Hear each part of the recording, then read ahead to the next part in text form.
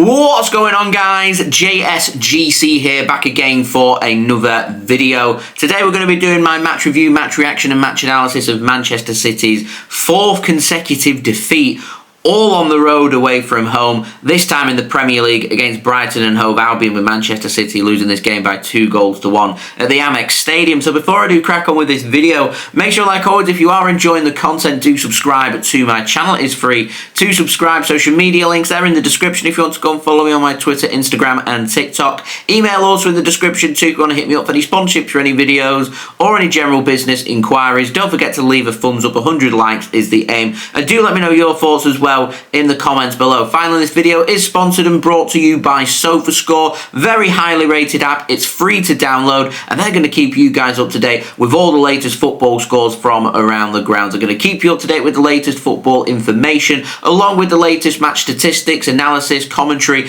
and all your good footballing needs. So do go and check them out. Links and details there in the description. And it isn't just limited to football. It's got all the sports that you guys love to follow all in one place, all in one app. So let's crack on then with this video, and I want to speak first about the first 30 minutes, because what I saw in the first 30 minutes compared with what I saw for the rest of the game were two very different things. So Manchester City first 30 minutes had Brighton literally just forced back. They couldn't get hold of the football, they couldn't create opportunities, they were struggling. Manchester City were very much constricting Brighton to nothing, whilst Brighton were leaving some space for Manchester City to go out to attack and to try and score goals. And we're once again going back to the problem that we had on Tuesday night against Sporting CP, which, no disrespect to both Sporting and Brighton, I don't regard them as defensive teams. They are not a team that's going to put 11 players behind the ball, because how they play, it just does not suit them. And so it means that if you're forcing them onto the back foot and you've got 11 players in their own half, then it's going to look a little jaded, it's going to look a bit shaky for them. It's not going to suit them. And Manchester City had Brighton in the first 30 minutes exactly where we wanted them. It's a carbon copy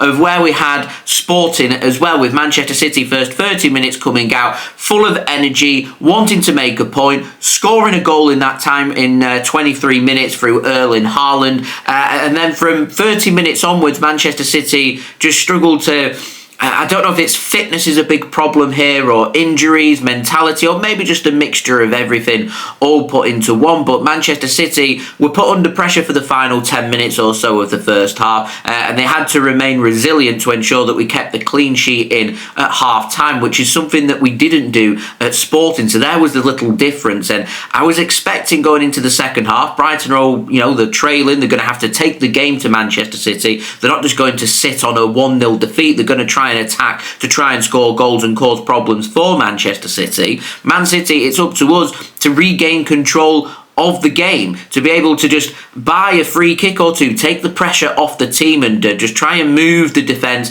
an extra 10, 15 yards further forward, try and get the ball into the attackers. Quick movement, not being slow, and being accurate with your passing just ensures and helps Manchester City just to have that little bit of control, because I've seen it now against Bournemouth, against Sporting and here against Brighton as well, where Manchester City, for not just short periods, it's starting to get longer and longer periods of the game where we're not having too much control of the game. And when we've not got control of the game is when you see, in my opinion, the weaknesses and the frailties of Manchester City. And I'm not going to sit here and blame injuries, because you prepare your team for a long, grueling season. We knew that this season was going to be longer than any other, because we're playing a couple of extra games in the Champions League, which, if we don't finish in the top 8, becomes an extra 4 games on what we had last season. Now, we've progressed through an extra round in the Carabao Cup on what we had last season, getting to the 4th round this year from the 3rd round last year, which means if we want to go on an FA Cup run, we're going to be playing a lot more games. And I'm going to presume that Manchester City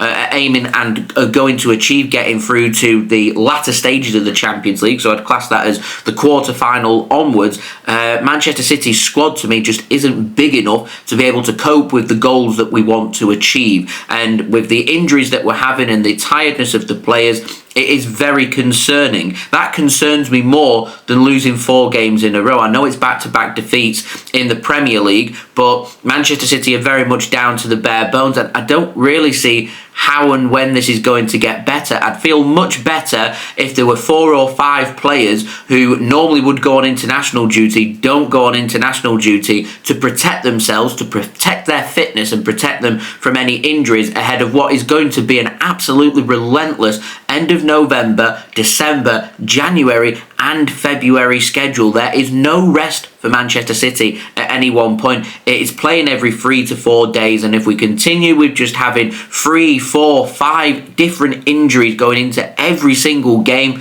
I don't see how it does get better for Manchester City. At the moment, we're relying heavily on hopefully Erling Haaland scoring a goal or Josko Gvardiol scoring a goal, because they at the moment seem to be the only 2 players scoring goals for Manchester City, and then hoping that a team isn't good enough to be able to break down our makeshift defence. Now, Bournemouth away, Brighton away, heck, any away game for Manchester City this season is going to be hard work if we're going to go in with this approach. That mentality, that needs to change. That's area number 1 that I'm looking towards. The next thing I'm looking towards is we need to get players back from injury ASAP to allow us to be able to rotate playing every 3 to 4 days. Because at the moment, you pick and select players based on who you are playing, which players are going to be able to counteract their opponents best. Whereas right now, we're selecting players based on how fit they are and how willing they are to go into the game, whereas some players are feeling tired when we need these tired players to not be tired to get going. And this is something I'd expect when we're like 30, 35 Premier League games into the season. I can forgive then, it's been a long, gruelling campaign. We're not even a third of the way through the campaign, and the team look absolutely shattered. And that causes me a lot of concern. There's got to be business done in January. There's got to be a couple of players brought in. It's been a poor summer window. Bringing in players, we've had a big gaping hole in central midfield.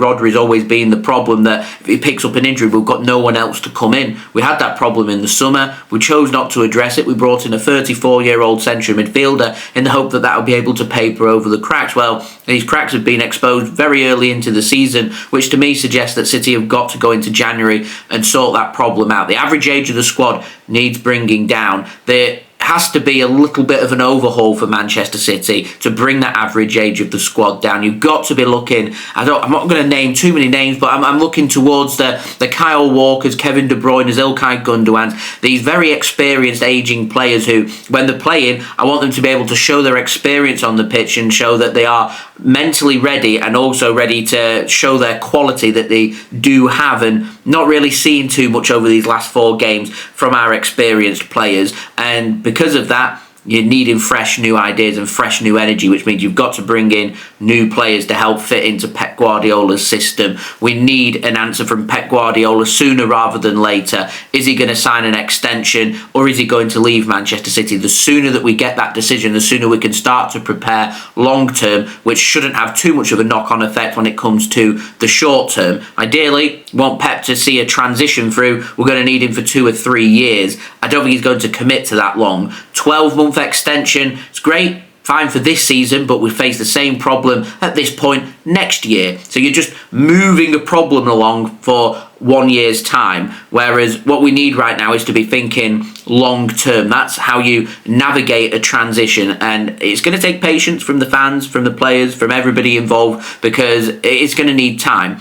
If there's anybody out there who is qualified to be able to lead Manchester City through a transition to get us right to the very top of English football and European football, Pep Guardiola is the man. So we've got him on a long-term deal. Let's say during the next 2 to 4 weeks, Pep Guardiola was to sign a 2 or 3 year extension. Could just be the boost that everybody needs at the club just to help us get through this very tricky period. Now, in an ideal world, we'd want Pep Guardiola's future sorting during this international break whilst he's got 2 weeks to get things sorted. At the moment, my understanding is that isn't going to be the case, which to me, we've got to be focusing them on the players' injuries and fitness and ensuring that these players are available. But I don't know what condition players are going to come back in from their international duty, how fit they're going to be, if they're going to be injured or not. But we carry on like this, heading into Spurs at home and Liverpool away, our next 2 Premier League games.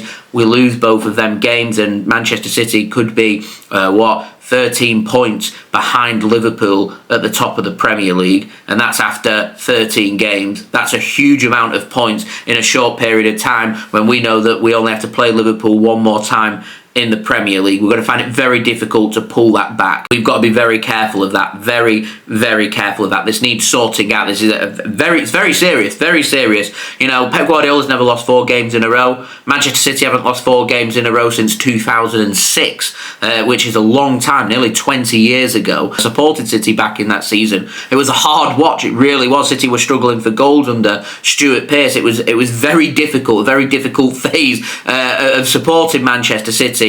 And at the moment, that's where Manchester City's run of form is. The games haven't been easy. Spurs, Bournemouth, Sporting and Brighton are all very difficult away games. And if you've not managed your squad properly and you've not prepared properly in the summer to bring in an adequate squad number, then you're going to struggle. And this struggle's going to continue, and it's going to be in essence for the rest of the season. Everything's pointing towards that for Manchester City. Protect the players, bring fresh new ideas in, and sort out Pep Guardiola's future sooner rather than later. Not taken into account, let's not forget that at some point this month, the hearing for Manchester City's 115 charges off the field happens as well, and it will come clearer by the end of the year into the start of the new year as to what the situation's looking like for Manchester City, as to whether City are going to be found guilty of that or not, and where we go from there. So that's, again, more instability for Manchester City to deal with. So very concerning time. I'd love to know your thoughts, guys. I think there's just many little teething problems out there that put all these little problems together becomes a very big problem. And I've been mentioning now over the last couple of weeks about a molehill becoming a mountain. And at the moment, as each game comes by and Manchester City lose and lose and lose, this little molehill gets bigger. And right now, not quite a mountain, because I know Man City are very strong in the second half of the season, almost too reliable on that performance in the second half of the season and the form that we can find in the second half of the season. So I'm not losing hope, because I know Man City are capable of doing a 15 to 20 game winning streak in all competitions. We're capable of doing a 10 to 15 game winning streak in a row in the Premier League as well, which would put us right up where we want to be. We are capable of doing that. We've shown that before, and only a fool, I think, would rule out Manchester City right now, because we've been there, we know what it takes, and we're always stronger in the second half of the season. But at the moment, we're struggling right now, and I feel like these next 4 weeks are really going to decide what Manchester City are going to achieve come the end of the season in terms of the Premier League and certainly the Champions League as well. So squad management needs to be even better than what it has to be for Manchester City, and yeah, very concerning. I'd love to know your thoughts, guys. I really would love to know your thoughts in the comments below. Don't forget, leave a thumbs up. That would be much appreciated. Lets me know that you are enjoying the videos. 100 likes is the aim. Do subscribe if you're new around here. It is free to subscribe. Also, don't forget social media links there in the description if you want to go and follow me on my Twitter, Instagram and TikTok. Email also in the description too if you want to hit me up for any sponsorships or any videos or any general business inquiries. And finally, do go and check out today's video sponsor, which is brought to you by SofaScore.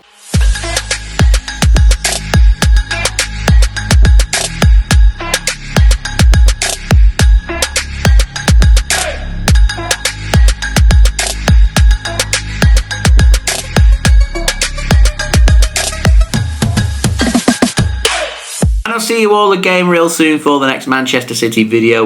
I'm going to try and have as much regular content out during the international break, including speaking more about potential problems that Manchester City are having, transfer updates and things like that. There tends to be some big news comes out every single international break that leaves us even more exhausted heading into what's going to be a big push through November and December into the end parts of 2024. So I await what that's going to be. Yeah, there we go. So I've been JSGC. Thanks for watching. I hope everyone is safe and well. Peace.